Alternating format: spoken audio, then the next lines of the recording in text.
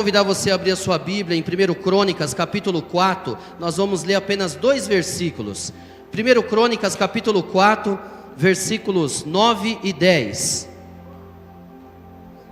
Nesse culto fé, essa noite, nós vamos romper. Se tem alguma coisa no último mês do ano de 2024 que está nos paralisando, hoje nós vamos ser soltos, hoje nós vamos ser liberados para viver talvez o que não vivemos em 11 meses de 2024. Deus preparou para nós o último mês do ano.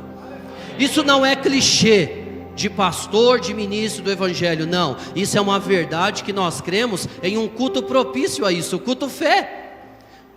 1 Crônicas, capítulo 4, versículos 9 e 10 diz assim: Jabes foi o homem mais ilustre e respeitado de sua tribo. Sua mãe lhe deu o nome Jabes. Jabes significando em meio a muito sofrimento ou em meio a muita dor o dei à luz. É sabido que Jabes rogou ao Deus de Israel: que tu me abençoes e aumentes minha propriedade, que a tua boa mão me proteja e não permita que eu seja afligido pelo mal. E Deus lhe concedeu o que pediu em oração. Vamos orar e pedir para que o Senhor fale conosco por meio dessa palavra? Senhor nosso Deus e Pai, nós te agradecemos pelo privilégio de estarmos na tua casa, na tua presença, na comunhão dos santos, para juntos adorarmos, bendizermos, glorificarmos e exaltarmos o teu nome. Pai, obrigado pelo privilégio que temos de nos reunirmos em volta dessa mesa espiritual. Senhor, eu tenho certeza que o Senhor já tem liberado o banquete desde a abertura desse culto, mas eu sei que Efésios 3:20 nos assegura: ora, aquele que é poderoso para fazer infinitamente mais, além de tudo quanto pedimos ou pensamos, segundo o seu poder que opera em nós. Nós sabemos, ó Pai, que o Senhor não é um Deus de obras inacabadas. Tudo aquilo que o Senhor começa na vida dos teus filhos, o Senhor termina. Pai, Gênesis, o Senhor revela em Gênesis 3:15, o Apocalipse, o final de todas as coisas. Por isso, Senhor, eu não sei o que cada um aqui está enfrentando, mas de uma coisa eu sei: todos aqui têm um pai, e o pai tem prazer em abençoar os filhos. Por isso, Senhor, estamos aqui diante da mesa do Senhor, a mesa espiritual.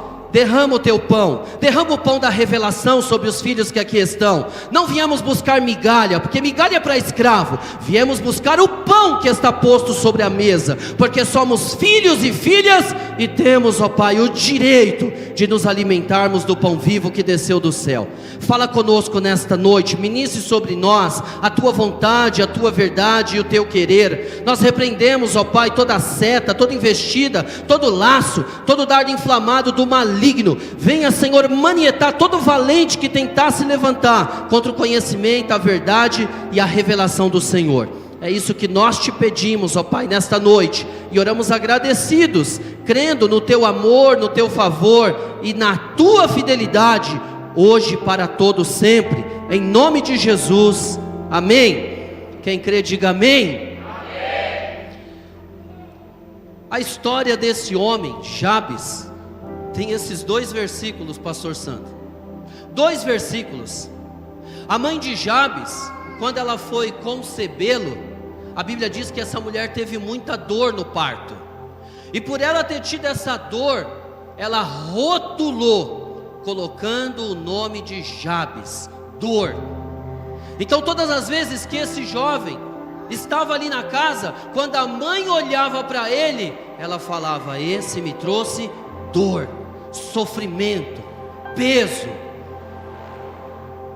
E a Bíblia diz que esse Jabes, a Bíblia não fala com quantos anos ele está aqui, mas talvez ele cansou de ser chamado de dor, de sofrimento, de alguém que agregou coisas ruins sobre a vida da sua mãe no seu nascimento.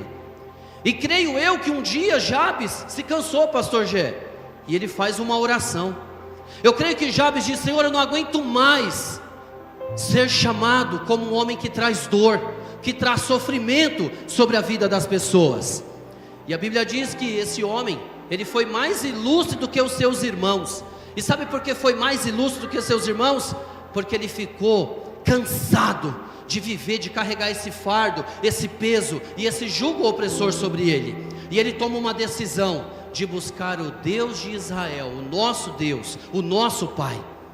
E quando esse homem faz uma oração, ele fala: Senhor, eu não quero mais viver isso, muda a minha história, alarga, Senhor, as estacas da minha tenda, Senhor, abre o meu caminho, Senhor, eu quero viver um novo tempo, um novo ciclo, uma nova história, um novo começo. Eu não aguento mais ser chamado como alguém que traz dor.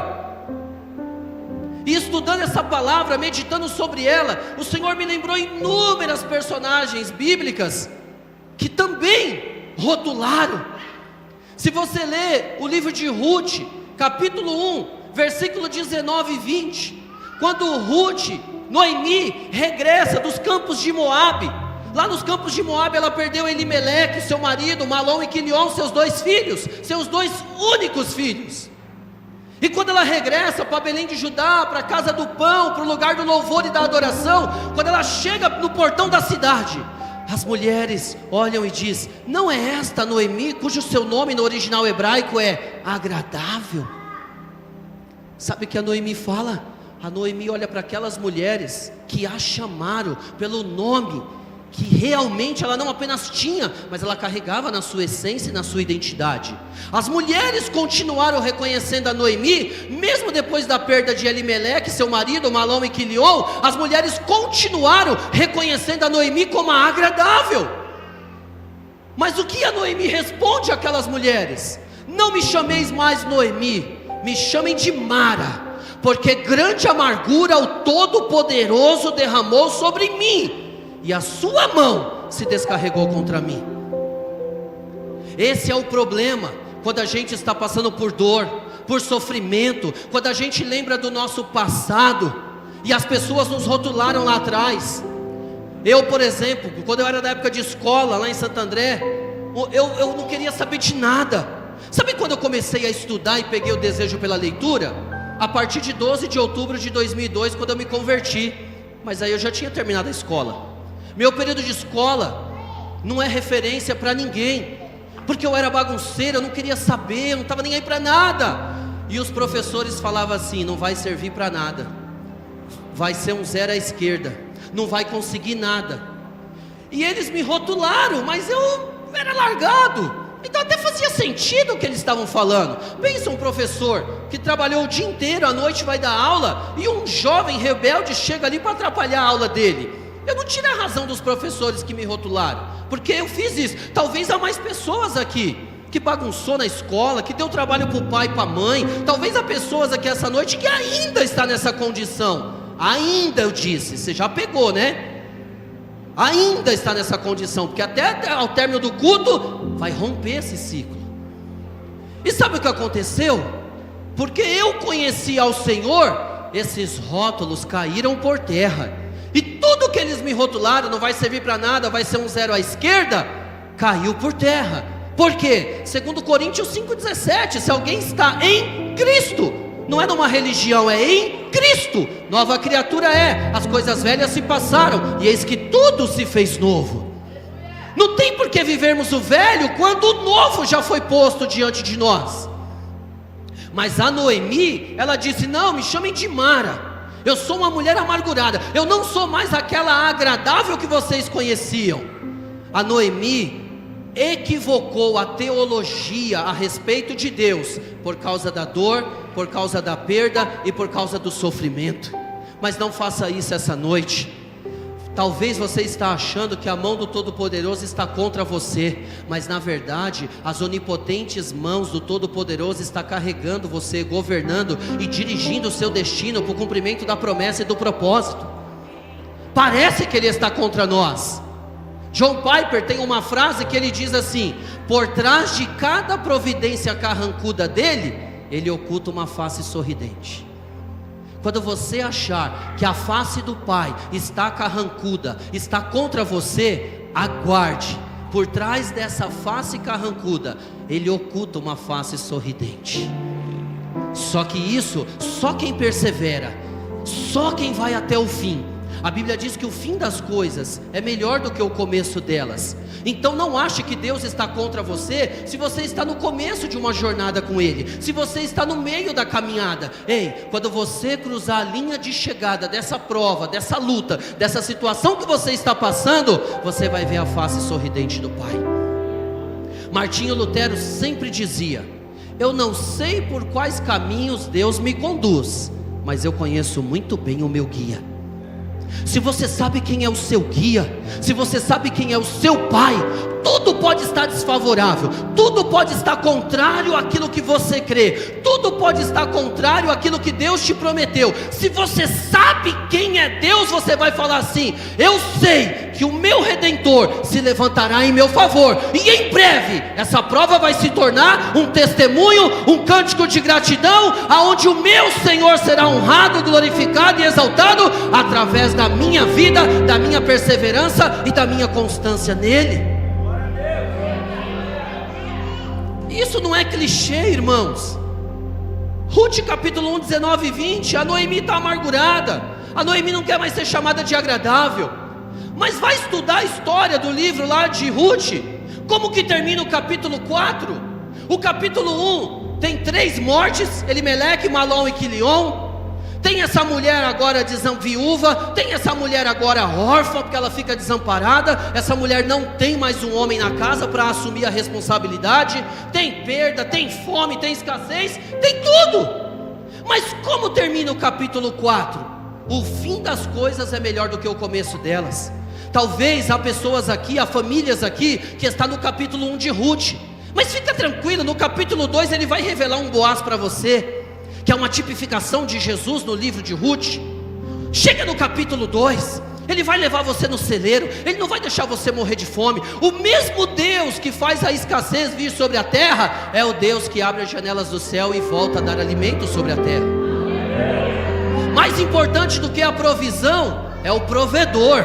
Mais importante do que a bênção, pastor Sandro, é o abençoador. Então, o mesmo que fecha o céu é aquele que abre. Então, essa noite, independente de qual capítulo você está lá do livro de Ruth, você vai passar pelo 2, um Boaz vai aparecer, você vai passar pelo 3, Deus vai preparar o remidor, e o capítulo 4, sabe o que ele tem para nós? Casamento, festa, vestido de noiva. Ei, filho, no lugar de morte do capítulo 1, agora nasce Obed, cujo nome no original hebraico é adorador, ou aquele que adora. Ei, Deus vai mudar a nossa genealogia, Deus vai mudar aquilo que nos rotulavam, falando não vai servir para nada, não presta. Talvez há pessoas na nossa família e na nossa parentela que ainda está numa condição de orfandade, não porque não tem um pai, mas porque ainda não foi revelado a ele. E as pessoas dizem, não vai servir para nada. As pessoas lá fora que não conhecem a Cristo, rotular alguém da família, da parentela, do local de trabalho, tudo bem, mas nós cristãos, falar que não presta, não vai servir para nada, isso é contrário ao cristianismo, isso é contrário à palavra de Deus que nós conhecemos. Deixa eu te mostrar um outro texto, olha aí, vá comigo aí para Gênesis capítulo 35, versículos 16 e 18.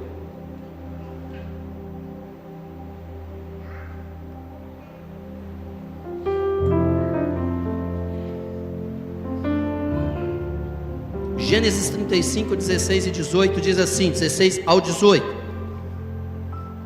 Jacó e sua família partiram de Betel, e quando faltava uma pequena distância para chegar a Efrata, Raquel começou a dar à luz, em meio a dores além do normal, e o parto foi muito difícil.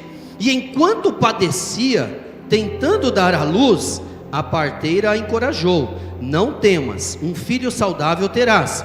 No momento em que estava prestes a esta vida, porque estava morrendo, deu a seu filho o nome de Benoni, filho da minha aflição. Entretanto, Jacó o chamou de Benjamim, filho próspero. Essa noite, diante do cenário que cada um de nós aqui estamos passando, talvez há pessoas passando enfermidade física, emocional. Olha os consultórios de psicólogo, de psiquiatra, nunca houve tantas consultas como tem acontecido.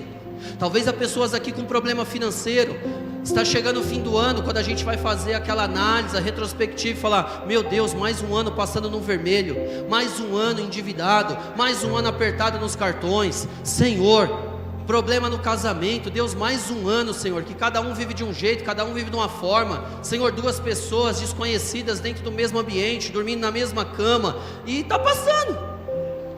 E aí, qual o rótulo que nós temos dado? Raquel, quando está ali para gerar um filho, por causa da dor, por causa da aflição, ela coloca o nome no seu filho de Benoni, filho da minha dor, filho da minha aflição. Mas Jacó, que agora já conhece o Senhor, já conhece o Pai, ele fala: não, meu filho não vai ser chamado por onde ele passar de aflição, de dor, de sofrimento. Não, o meu filho vai se chamar Benjamim, filho próspero, o filho da minha felicidade. Quais são os nomes que nós temos dado diante das situações que temos passado? Estamos sendo como Raquel, como a Noemi, por causa da dor. Estamos como a mãe de Jabes. Às vezes até nós mesmos, a gente olha para nós e fala: não, eu sou incapaz, eu não consigo. Ei, não. Nós que conhecemos ao Senhor, nós podemos todas as coisas. A gente pode. Sabe por que a gente pode? Porque a gente tem Deus por Pai, Jesus como Senhor, o Espírito Santo é o nosso amigo, é o nosso conselheiro. Então essa noite aqui eu vim te lembrar o que você tem declarado com os seus lábios, o que você tem profetizado sobre um filho, o que você tem profetizado sobre o cônjuge, o que você tem profetizado sobre um pai, sobre a mãe, sobre as pessoas. O que nós temos feito? Essa noite o Senhor está nos chamando para que a nossa boca seja uma fonte, um manancial de bênção, de vida. Eu li algo um tempo atrás, o pastor Luciano Subirá dizendo que ele leu um livro de um pastor argentino, e quando ele estava lendo aquele livro, o pastor disse assim, eu acho que eu já até citei isso aqui em um outro culto, mas quero lembrar, porque tem a ver com essa palavra. E ele disse assim: olha, esse copo aqui, por exemplo, esse copo aqui, ó, se eu colocasse aqui, ó, uma gota do esgoto lá da rua, alguém beberia esse copo? Por que não? Só uma gotinha? Porque contaminaria toda. Quando a gente usa a boca para amaldiçoar, nem que seja uma gotinha, ah não, Gé, foi só um. Não, isso pode contaminar tudo. Ao invés da gente liberar decretos da parte do Senhor sobre um filho, sobre o cônjuge, sobre o pai, a mãe, um colega de trabalho, ao invés de a gente estar levando um manancial de vida, nós podemos usar a nossa boca para levar um esgoto da nossa alma, um esgoto dos entulhos, das coisas que estão aqui que precisam ser removidas. Quinta-feira passada eu vim ministrar aqui nos links, e eu entrei lá para ministrar, e aí estou lá ministrando, compartilhando, e aí eu disse lá para os adolescentes: olha, eu vou ler o texto aqui, vocês vão ler nos textos bíblicos, cada um vai abrindo aí, eu vou falando um texto aqui e tal, para interagir com eles. E aí eu fui, o outro foi falando. Só que tinha um jovem lá, até quando eu desci eu falei para o pastor Sandro, foi pastor Sandro, ele foi aí, pastor Renato, como foi lá com o jovem, com os links? Eu falei: cara, que bênção. Eu falei: rapaz, tem um jovem lá, que aquele jovem marcou a minha vida. Sabe por que ele marcou a minha vida? Porque quando eu pedia para ele abrir um texto, eu falava no Antigo Testamento, ele estava na Bíblia de papel, não era no celular, que é mais fácil. Aquele jovem corria, e abria. Aí eu falei: 1 Tessalonicenses e tal. Ele falou: achei, então por favor lê. Aí eu falei: meu Deus. E eu olhei para aquele jovem, e eu lembrei a partir de 12 de outubro de 2002, quando eu me converti.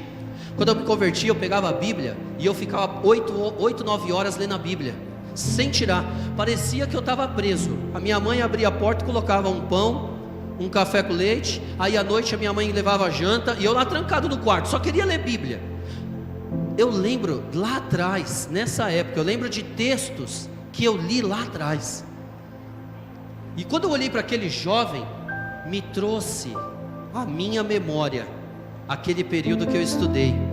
Eu vi aquele jovem, eu orei por ele, eu falei assim: Senhor, não deixa a religião da terra e dos homens roubar o que esse jovem carrega no seu interior, do teu reino. Preserve esse jovem no Senhor, não deixa ninguém tirar isso dele não, Pai. Esse jovem, eu sei que ele é uma flecha que não vai ser nem atirada pelo pai e pela mãe, é pelo Senhor, para ir para as nações, para alcançar o perdido, para levantar o caído, para ressuscitar o morto, e para trazer esperança, certeza e garantia de dias melhores.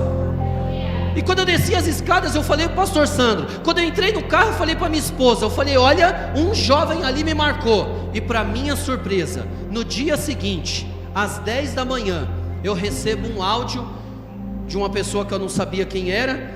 E a hora que eu abri o áudio, a mãe disse assim: Pastor Renato, ontem você ministrou nos links, e eu quero dizer uma coisa, eu não sei o que você ministrou, não sei o que você falou, mas o meu filho não é mais o mesmo. Ele está impactado com o que você compartilhou lá. Ele disse que ele precisa mudar. Ele falou que tudo que você compartilhou ali era para ele, Deus falou com ele ali. Sabe quem é esse jovem que a mãe mandou o áudio? O que eu fiquei impactado com a vida dele, o Espírito Santo testificou. Aquele jovem me marcou na quinta-feira à noite, semana passada, e eu marquei aquele jovem sem saber. Sabe por quê? Eu olhei para aquele jovem e falei: meu Deus, eu era assim em 12 de outubro de 2002 em diante.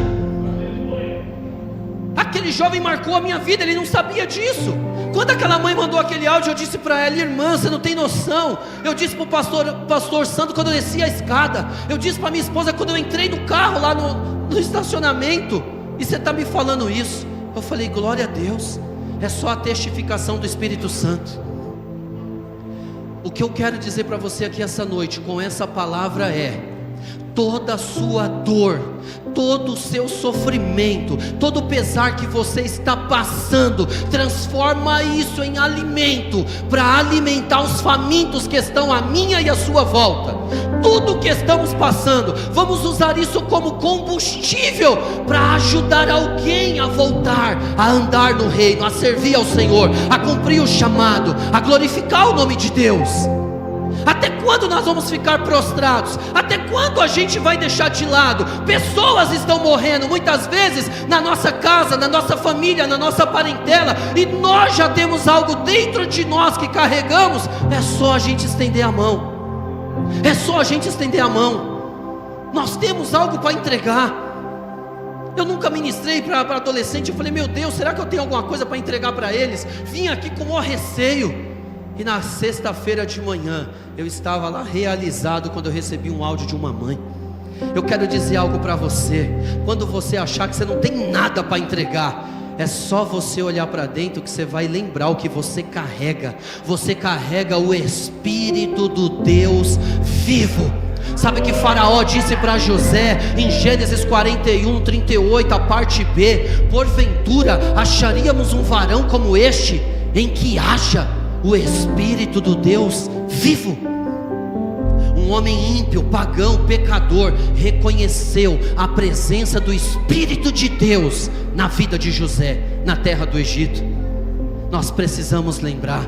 Abra comigo aí a sua Bíblia, Lamentações, capítulo 3. Eu quero ler com você do versículo 19 ao 21. Quantos estão entendendo essa palavra? Diga amém. Quantos a recebem? Diga amém. Lamentações, capítulo 3, do 19 ao 21, diz assim: recordo-me da minha aflição e do meu delírio, do meu profundo sofrimento e do meu enorme pesar. 20, lembro-me bem disso tudo, e a minha alma desfalece dentro de mim. Contudo, quero lembrar do que pode me dar esperança. Outras traduções diz: quero trazer à memória aquilo que me dá esperança. Essa noite, cada um de nós aqui, da mesma forma que eu disse que a gente carrega algo do nosso passado, carregamos coisas boas, carregamos coisas ruins, carregamos coisas que nos alegramos e carregamos coisas que nos entristecem, como esse exemplo que eu disse de escola, eu não tenho nenhuma alegria, porque era o tempo da ignorância, da insensatez, da tolice. Mas eu tenho muita coisa boa que eu lembro, evangelismos que fizemos na madrugada, viagens missionárias que fizemos, onde fomos levar a semente do evangelho, a mensagem do reino. Temos sim. Agora esse texto, sabe o que eu acho interessante? Ele diz assim, ó: eu recordo-me da minha aflição e do meu delírio, do meu profundo sofrimento e do meu enorme pesar. Eu lembro-me disso tudo, e a minha alma desfalece dentro de mim. Contudo, quero trazer à minha memória aquilo que me dá esperança. Existe memória e existe lembrança. Nós podemos lembrar aqui, ter memórias de coisas, como eu disse, que a gente não se alegra. Enquanto eu estou falando aqui, talvez você está falando: puxa, lá atrás eu fiz tal situação no passado, eu não me alegro disso. Isso é uma memória, uma lembrança. Só que a Bíblia está dizendo: quero trazer à memória o que me dá esperança. O que pode nos dar esperança? Se não a palavra de Deus, se não o que já passamos com Deus. Quantas coisas nós passamos que lá atrás parecia provas imbatíveis, intransponíveis e invencíveis. Quantos tem pelo menos um testemunho aqui que parecia que não ia dar certo? Levanta a mão. Olha quanta gente. Quase todos. Um testemunho, uma situação que você passou e você falou assim: meu Deus, eu não tenho como sair dessa situação. E agora o que acontece? O que você lembrou agora? Que isso que lá atrás talvez tirou o sono, talvez tirou o apetite, talvez tirou até a vontade de viver essa luta que lá atrás parecia imbatível. Mas todos que levantaram a mão aqui agora, essa prova se tornou um testemunho, um cântico de gratidão. Só que se esse Deus, esse Pai que fez no passado, Ele não pode fazer agora diante do que estamos enfrentando neste dia chamado hoje? Deus não pode virar o nosso cativeiro da noite para o dia? Há 2 domingos atrás eu preguei em Ribeirão Pires, no domingo de manhã, e Deus me deu uma palavra. Deus me deu uma palavra no livro de Esther. Quando o rei perde o sono, não foi obra do acaso. O rei Xerxes perde o sono, chama lá um servo e fala assim: leia alguma coisa para mim, porque eu estou com insônia. Quando ele vai lá na biblioteca do rei pegar algum dos livros das crônicas dos reis, irmão, não é obra do acaso. Por intervenção divina, ele puxa o livro que tem a história de um jovem judeu por nome Mordecai. Ele começa a ler a história e fala assim: rei, 2 servos seus conspiraram, estavam planejando matar o senhor. Aí um jovem judeu por nome de Mordecai, ele foi lá, revelou essa conspiração à rainha Esther. A rainha Esther trouxe isso ao Senhor. O Senhor mandou investigar minuciosamente. Foi confirmado que os 2 servos lá que cuidavam do portão do palácio realmente ia matar o Senhor. Aí o rei fala: e o que nós fizemos por esse judeu, Mordecai? Rei, não tem nada aqui não.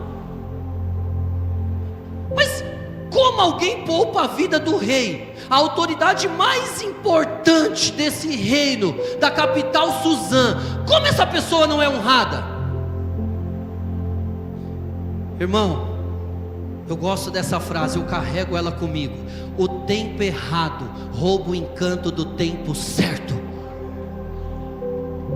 Pastor Sandro, se lá atrás Mordecai tivesse sido honrado, homenageado, ganhado uma medalha de honra ao mérito por ter poupado a vida do rei, o que teria acontecido naquela manhã? Sabe o que teria acontecido? O que a esposa de Amã e os seus conselheiros e amigos tramaram na noite anterior. Sabe o que eles fizeram? Amã chegou na casa dele revoltado e disse assim: olha, esse judeu Mordecai, ele não se prostra perante mim quando eu passo. Todos se prostram, só ele que não. E isso está trazendo dor na minha alma, porque ele era soberbo, Amã. Ele era presunçoso, ele era arrogante, ele era altivo. Ele olhava no espelho e gritava: quão grande és tu. Porque um judeu não se curvava perante ele, roubou todas as honras que ele recebia do rei Xerxes. Mas diz a Bíblia que a mulher de Amã fala assim: prepara uma forca de 50 côvados, 22 metros e meio, Amã. E sabe o que você faz? Amanhã, antes de ir para o banquete da rainha Esther com o rei Xerxes, você chega de madrugada no pátio do palácio, Amã. E aí quando você chegar lá, você vai ser o primeiro a se consultar com o rei. Você vai falar assim: rei, eu sei que o senhor vai matar todos os judeus daqui a um ano, está liberado o decreto e está selado com o seu anel de autoridade, mas eu não estou satisfeito com isso, rei. Eu quero que o senhor mande enforcar essa manhã, antes do banquete com a rainha Esther, esse judeu Mordecai que está na porta do palácio.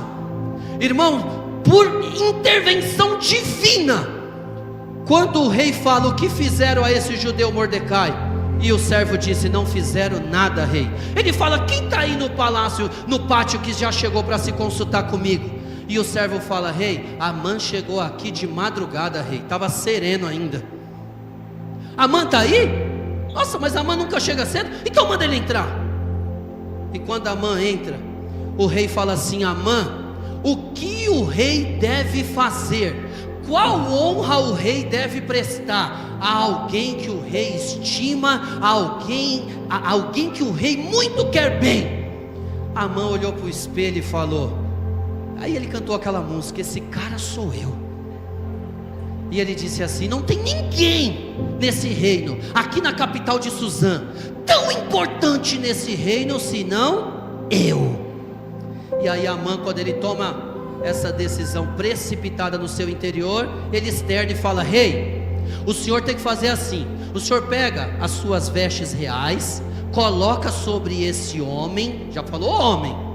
Rei, o senhor pega o seu cavalo, o senhor pega a coroa real, coloca aqui em cima do cavalo. Rei, pega o homem que o senhor mais admira no reino e coloca esse homem para puxar o cavalo e falar assim por toda a capital de Suzã: é assim que o rei faz com quem ele honra e a quem o rei quer bem. É assim que o rei faz. E o rei aponta para Amã e fala: não deixe de fazer nada do que você acabou de falar. Você vai fazer isso para o judeu Mordecai que está aí na porta do palácio. Olha isso, alguém que estava sentenciado a morrer sem saber, em menos de 24 horas, a sentença do mal foi anulada e cancelada, e um decreto proveniente do Pai foi liberado. Então, se alguém está tramando a sua morte, esse Amã vai cair. Mordecai está escondido debaixo das onipotentes do Deus Todo-Poderoso, que é o meu, o seu, o nosso Pai. Não tema, Amã, faça como Mordecai, não se curve perante as lutas, as adversidades, se prostre somente ao seu Pai, ao seu Deus, e Amã vai cair no secreto, ele e toda a conspiração que ele está intentando contra você e a sua casa. Aplauda ao Senhor, Ele é digno. Deus está neste lugar, Ele cuida de mim e de você.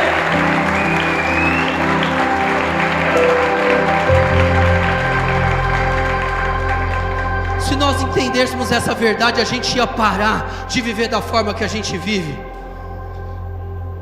Por que Atos 1:8 aconteceu antes de Atos capítulo 2? Atos 1:8, Jesus diz assim: ficai em Jerusalém, até que do alto sejais revestidos. E aí diz: mas recebereis a virtude do Espírito Santo, que há de vir sobre todos vós, e ser-me-eis testemunhas em 4 lugares distintos: Jerusalém, Judeia, Samaria e até os confins da terra. Por quê? Por que Jesus tomou esse cuidado? Antes de Ele enviar a sua igreja ao mundo para pregar o Evangelho, Ele envia o Espírito Santo para dentro da sua igreja. Por que Ele tomou esse cuidado? Porque se nós saíssemos sem a presença do Espírito Santo lá fora para pregar o Evangelho verdadeiro, nós pregaríamos uma mensagem verdadeira como se fosse falsa.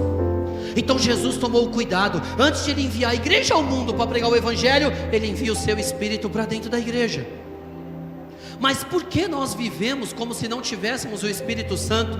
Porque uma enfermidade parece que vai decretar o fim. Ei, a enfermidade parece que ela vai decretar o fim, mas ela pode decretar novos começos. A chaga que Jó se coçava com um pedaço, caco de telha, parecia que era a morte, parecia que era o fim. Jó disse: por que eu não nasci como uma criança abortiva no ventre da minha mãe, que a parteira ia ver e falar: ó, está sem vida, só puxar e já enterrar? Porque o Senhor fez eu ver a luz do sol, Deus. Olha o que eu estou passando. Jó colocou para fora tudo que estava indigesto na sua alma. Mas o capítulo 42, versículo 2, ele muda, igual a Noemi. Agora sei, Deus, que o Senhor tudo podes, nenhum dos seus planos e desígnios na vida dos seus filhos e filhas podem ser frustrados. Não dê palco para a prova, não dê palco para a dor, não dê palco para a enfermidade, não dê palco para o sofrimento.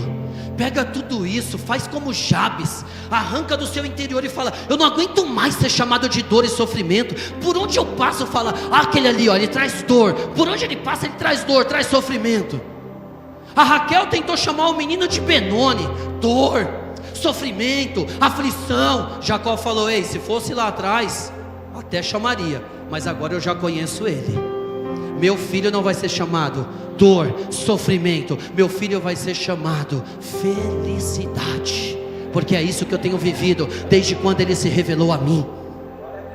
Essa noite o seu filho, o meu filho, a sua filha, a minha filha, qual o nome que nós temos dado a ela? A minha filha, a Rebeca, ela mandou parabéns para o pastor Gé, sozinha do quarto dela. Eu nem sabia.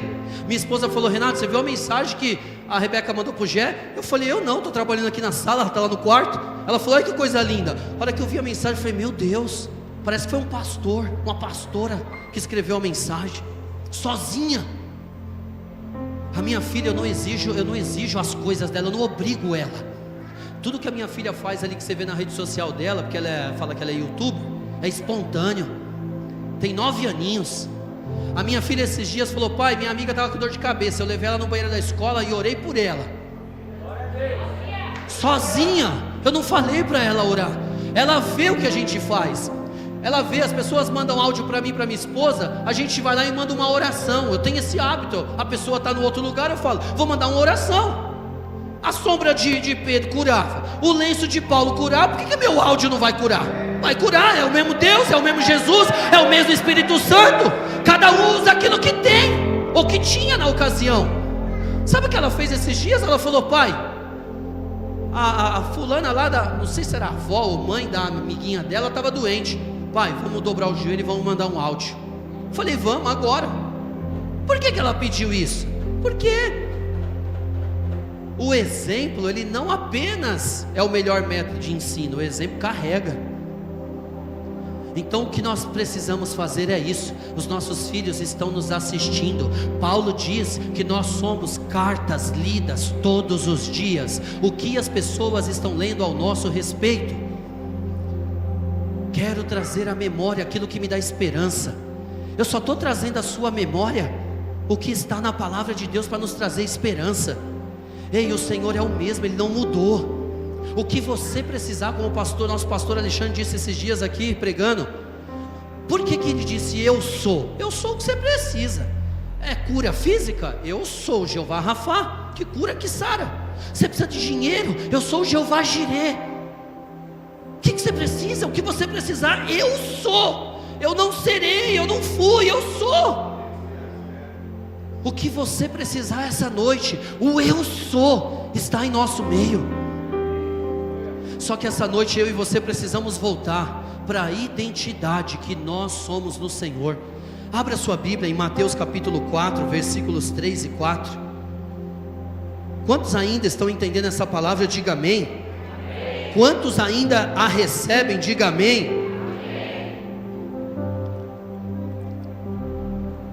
Mateus 4, versículos 3 e 4 diz assim: o tentador aproximou-se então dele, de Jesus, e disse: se tu és o Filho de Deus, manda que estas pedras se tornem em pães. Se tu és o Filho de Deus, manda que estas pedras se tornem em pães. Jesus, porém, afirmou-lhe: está escrito, nem só de pão viverá o homem, mas de toda a palavra que sai da boca de Deus. Esses dias eu estava conversando com a minha esposa, e tem um jovem, que esse jovem assim, ele é muito bem sucedido, a família dele tem muito dinheiro, só que esse jovem, todas as vezes que eu vejo, é um jovem que tem uma crise de identidade. Todo o dinheiro que ele tem, que a sua família tem, não arranca essa crise de identidade que ele carrega. É um jovem que ele pega e fala assim: não, mas parece que eu não sei falar, não sei conversar. E aí eu olhei para esse jovem, esses dias eu encontrei e falei: rapaz, você está tão bonito, jovem de 20 anos. Falei: como você está bonito, cara, você tá aí como você é estiloso. E o que eu falei era uma verdade, só que ele não se enxerga assim. E infelizmente, quantos filhos e filhas estão vivendo isso? Crise de identidade. Satanás, quando ele começa a conversar com Jesus, ele vai tocar logo na identidade. Ele fala assim para Jesus: se tu és o Filho de Deus, se tu és o Filho de Deus. Quantas vezes as provas, as lutas, as adversidades falam e ecoam no nosso interior dizendo: mas você não é filho e filha de Deus? Por que está passando isso? Você não é filho e filha de Deus? Por que esse problema? Por que essa luta? Olha lá o ímpio, olha lá o ateu, olha lá o à toa. Está lá, ó, está saudável, tem dinheiro, tem carro zero, tem carro luxuoso. Aí o Satanás vai lá e tenta colocar uma crise de identidade por causa de coisas que ainda não conquistamos, mas vamos conquistar no Senhor, não no nosso tempo, mas no tempo dele. E isso vem gerando crises. Por exemplo, minha filha, se ela vê aí o iPhone, não sei que número que está agora, já está em qual? 16? Minha filha pedir para mim o iPhone 16, eu não vou comprar, porque nem eu tenho. Como que eu vou dar um iPhone 16 para uma criança de 9 anos? Mas se a minha filha estuda numa escola particular, que todas as crianças lá da idade dela têm, porque os pais são bem aquinholados, ela vai achar que ela também tem que ter. Só que eu vou chamar a minha filha e trazer ela para a nossa realidade. Filha, o pai não tem como te dar um iPhone 16. Sabe aquele coleguinha, aquela coleguinha? O pai e a mãe são empresários, o pai é assalariado. E eu vou revelar para minha filha quem é o Renato, sem problema nenhum e sem crise alguma.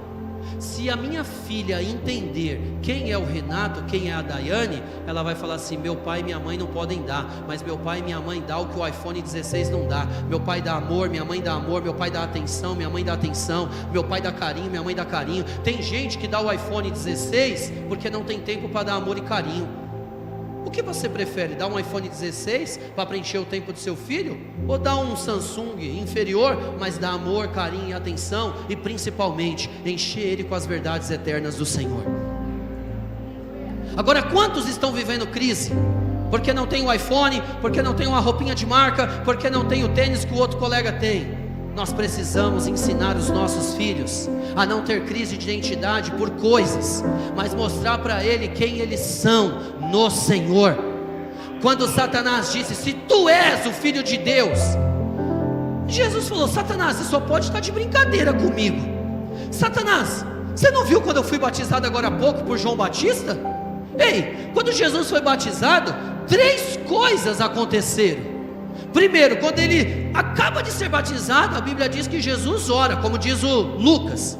A Bíblia diz que o céu se abre para um lado e para o outro, o Espírito Santo desce em forma corpórea sobre ele, e uma voz do céu, não da terra, do Pai, não dos homens, uma voz ecoa de cima para baixo em direção a ele e fala: tu és o meu filho amado, em quem me comprazo, em quem tenho grande alegria, grande prazer e grande estima. Quando Satanás fala: se tu és o Filho de Deus, qual a memória que vem na mente de Jesus? Qual a lembrança que vem na mente de Jesus? A hora que ele olha para o céu abre para um lado e para o outro, o Espírito Santo desce e o Pai diz: tu és meu filho amado, em quem me compraz, em quem me alegra. Essa noite o Espírito Santo, ele não só desceu, ele já está dentro dos filhos e filhas aqui. E Ele não vai amar você mais pelas coisas certas que você fizer daqui para frente. Ele não vai amar você menos pelas coisas erradas que você fez, está fazendo ou ainda pode fazer daqui para frente. A Bíblia diz que o Senhor, o amor dele é incondicional, ou seja, não há condição, nem boa nem ruim. Deus decidiu nos amar, independente do que somos ou do que nos tornaremos. Esse é o amor do Pai para nós. Se a sua filha chegar da escola, seu filho chegar da escola com o boletim todo vermelho, você vai deixar de amar seu filho e sua filha? Não, você vai continuar amando da mesma forma que você amava. Você vai ficar chateado pela nota, talvez vai disciplinar para tentar trazer de volta, para tirar nota boa, mas você não vai deixar de amar seu filho e sua filha. Assim é o Pai para conosco, Ele não deixa de nos amar. Então essa noite, se Satanás está te acusando, dizendo assim: não, mas você não é isso que estão dizendo no altar, de quinta noite, de domingo de manhã às 8, às 10, às 18, não, você não é isso. Ei, a mentira de Satanás, você é sim filho e filha de Deus, herdeiro das promessas do Pai. E esses rótulos que Ele colocou em você, pelas provas, lutas e adversidades, independente de quais sejam elas, isso não pode mudar a sua identidade que o Pai outorgou sobre você. Você é filho e filha, amado e amada do Senhor, e ponto final. Tudo que for diferente disso é mentira de Satanás, é erva daninha, é joio, é palha, e nós vamos incinerar isso essa noite pelo fogo do Espírito Santo que já está aqui nesse templo, nesse auditório e principalmente no nosso interior. Eu convido você a se colocar de pé. Você não é Benoni, filho da dor ou filho da aflição. Você é Benjamim, filho da felicidade ou da mão direita. Você não é Amara, amargurada. Você é Noemi, a agradável do Senhor. Essa noite o Senhor, da mesma forma que Ele curou o interior de Jabes, Ele vai curar o meu e o seu interior. Essa noite, da mesma forma que o Deus que aos olhos da Noemi estava contra ela, vai se revelar, porque chegamos no capítulo 4 do livro de Ruth. Essa noite, a mesa posta, banquete, festa, dança, vestes de festa, para a gente viver um novo tempo, uma nova história, um novo ciclo. Talvez você viveu 11 meses e 12 dias e algumas horas achando que nada ia acontecer. Lembra de Mordecai, estava condenado à morte em menos de 24 horas. Ele ia ser pendurado 22,5 metros de altura, porque Amã queria mostrar para toda a capital de Suzã que ele fazia aquilo e o rei fazia aquilo com alguém que não se prostrava perante ele. Ei, para de dar crédito para Amã, para de ficar olhando o que Amã está fazendo com você. Deus não chamou você para olhar para o Amã, Deus chamou você para olhar para o alto. Eleva os meus olhos para os montes, de onde me virá o socorro? Dos montes de Jerusalém, que parecem imbatíveis, indestrutíveis, intransponíveis? Não, o meu socorro vem do Senhor, que fez os céus e a terra. Salmo 42, versículo 5, versículo 11, Salmo 43, versículo 5 diz: por que estás abatida, minha alma? Por que te perturbas dentro de mim? Espera em Deus, minha alma, pois ainda o louvaremos. Ele é o nosso Senhor, Ele é o nosso Salvador, Ele nunca nos abandonou, alma. Para a alma de Assá, que Deus abandonou a gente. Ei, Isaías, no ano que o rei Uzias morreu, Isaías estava no meio do caos, um alvoroço, porque aquele rei era um rei que temia o Senhor, aquele rei era um homem que cuidava da nação, trouxe a nação da apostasia de volta a Deus. Isaías falou: agora acabou tudo. Mas Isaías está ali no meio do caos, de repente um lampejo de luz ilumina a sua mente e o seu coração, e ele olha para o alto, e ele declara: no ano em que o rei Uzias morreu, eu vi o Senhor assentado em um alto e sublime trono, e o seu séquito, a sua glória, cobria toda a terra.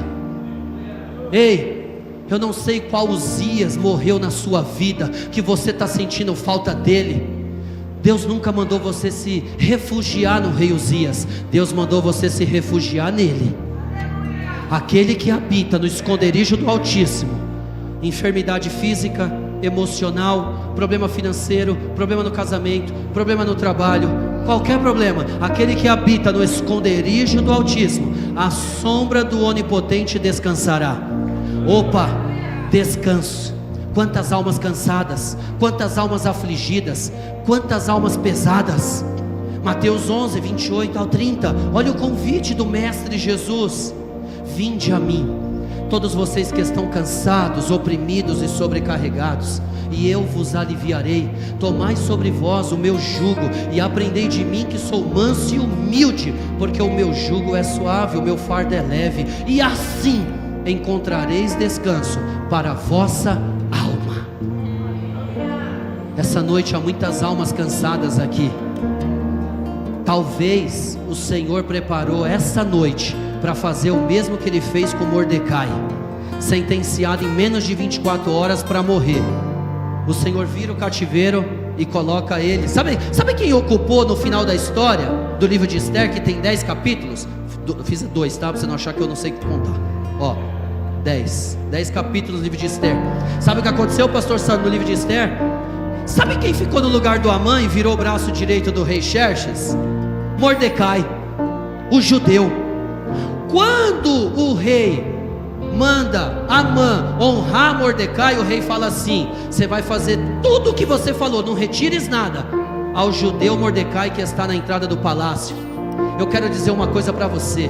Da mesma forma que o rei Xerxes sabia aonde estava Mordecai, o rei dos reis e senhor dos senhores sabe aonde você está, como você encontra e qual condição você está nessa noite. Eu quero dizer algo para você. Repito a frase de Martinho Lutero: eu não sei por quais caminhos Deus me conduz, mas eu conheço muito bem o meu guia. Essa noite eu convido você a fechar os seus olhos. Para pensar. Lamentações capítulo 3, versículo 21. Eu quero trazer à memória aquilo que me dá esperança. Ei, não deixa Satanás te rotular essa noite, não. Talvez ele te rotulou durante os 11 meses do ano que se passou. Essa noite você fala: Senhor, eu não aceito mais a minha família me apontar e falar: você não presta, você vai na igreja todo culto, você está lá enfiado na igreja, você fica aí assistindo pregação no YouTube, você fica aí ouvindo louvor e a sua vida não muda. Olha, eu bebo, eu peco, repeco, sapeco no pecado e a minha vida é melhor que a sua. Ei, se alguém está te rotulando e declarando isso sobre a sua vida, vai cair por terra essa noite em nome de Jesus.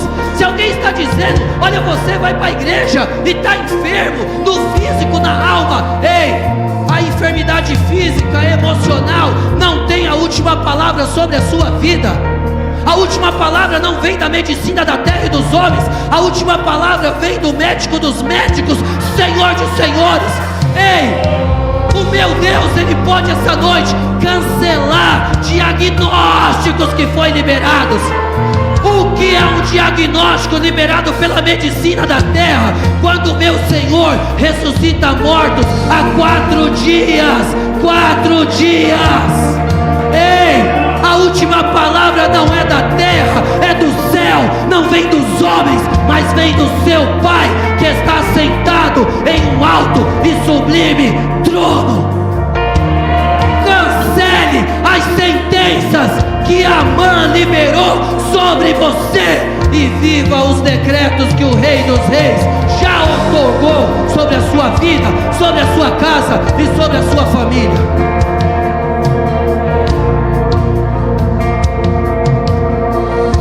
Você que não quer mais viver esse rótulo, esse título, e quer sair sai do seu lugar, vem para o altar para nós orarmos. Você que fala: Senhor, eu quero viver um novo tempo, eu quero viver uma nova história, eu quero viver um novo ciclo. Ei, eu estava estudando essa palavra, como eu fui rotulado, acharam que eu não ia dar certo, que não ia acontecer nada. Eu e minha esposa passamos lutas na vida sentimental antes de se conhecer. Ela achou que não era possível, eu achei que não era possível ter um casamento abençoado, uma família edificada. Sabe o que Deus fez? Pegou duas pessoas frustradas na vida sentimental, escreveu uma nova história, e hoje, pela misericórdia, graça, favor do Senhor, nós somos referência da parte de Deus. Ele faz isso, Ele faz nova todas as coisas. Talvez o seu casamento, o seu relacionamento está insípido, sem sabor, talvez está salgado demais. Essa noite Ele quer trazer o tempero certo sobre o seu relacionamento. Talvez o relacionamento está em trevas, Ele quer trazer luz. Ele é a luz do mundo que ilumina a todos. Então você que quer mudar, sai do seu lugar, vamos orar. Nós queremos orar, nós queremos apresentar ao Senhor. Você que não quer mais viver da mesma forma, o ano ainda não acabou, da mesma forma que Mordecai teve um grande livramento e passou a ser o segundo em Suzã, a capital do império do rei Xerxes. O Senhor ainda muda, o Senhor ainda vira cativeiro.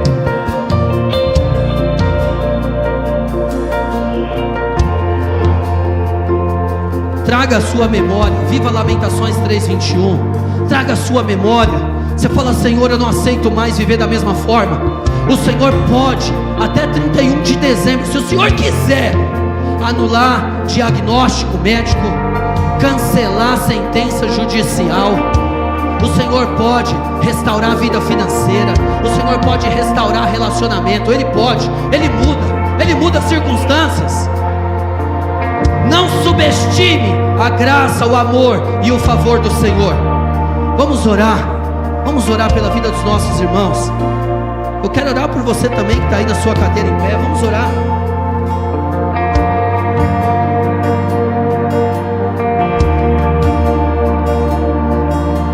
Fale com o Senhor, toda a igreja, fale com o Senhor. Apresente agora tudo que você está passando.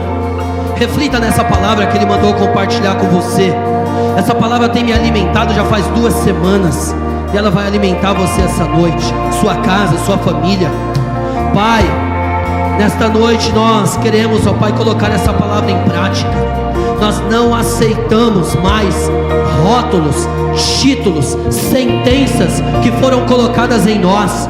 Nós não somos filhos da perdição. Nós não somos filhos, ó Pai, que vai trazer escândalo à nossa casa, aos nossos pais, à nossa família. Pai, nós somos filhos e filhas do Senhor, herdeiros, ó Pai, de todas as promessas que estão relatadas nas Escrituras Sagradas. Nós queremos cancelar, anular toda sentença que foi liberada sobre nós.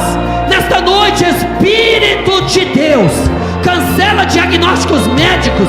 Rasga agora esse diagnóstico no mundo físico e no mundo espiritual.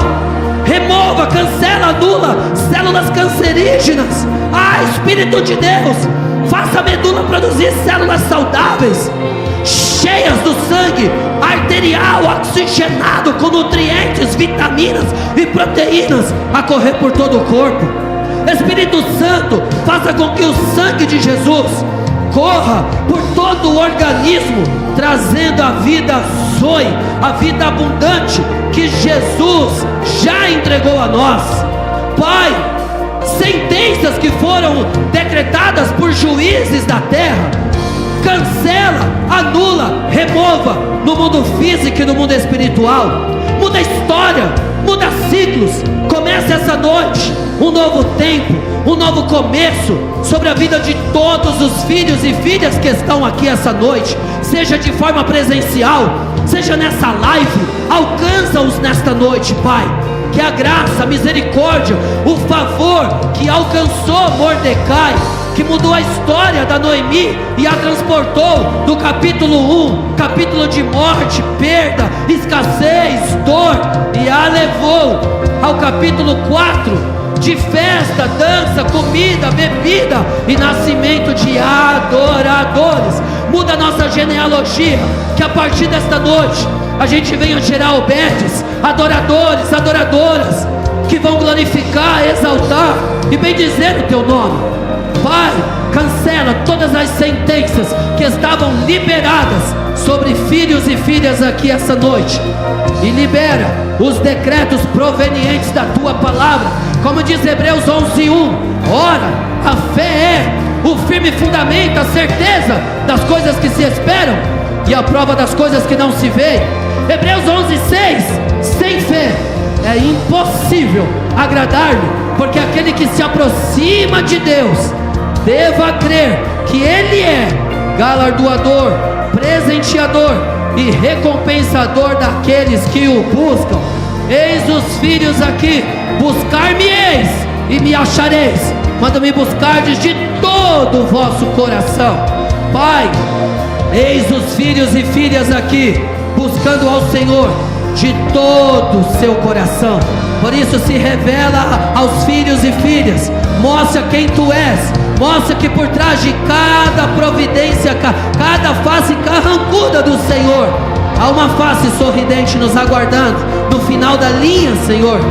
Ah, Espírito Santo, muda situações, cura, liberta, restaura, transforma, reconcilia, ressuscita e faça nova todas as coisas na vida de cada filho, cada filha e cada família aqui representada nesta noite. É isso que nós te pedimos, Pai, e oramos agradecidos, crendo em tudo que o Senhor liberou aqui sobre os justos do Senhor, em nome de Jesus.